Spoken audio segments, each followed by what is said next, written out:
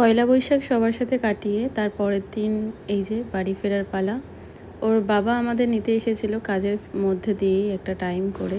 মামাম গল্প করছিল যে এই দুদিন কী হলো, কিভাবে কাটালো।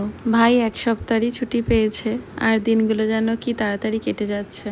যাই হোক, বাড়ি ফিরতে ফিরতে এই যে দেখো রেলগেট পড়েছে, আর মামাম আমাদেরকে নাচ দেখাচ্ছিল। আমাদের দেখাচ্ছিল কিনা আমি সত্যি জানি না, ও হয়তো নিজের মন থেকেই করছিল। আমার মনে পড়ে বিয়ের পরে পরে না আমি অনেক দিন এসে এসে থাকতাম মায়ের কাছে। মানে তখন না মনে হতো যে কখন যাব, আর আসলে বেশ অনেক দিন করেই থাকতাম। আর এখন এই দিনগুলো মানে দুদিন থাকলেই মনে হয় যেন কতদিন থেকেছি।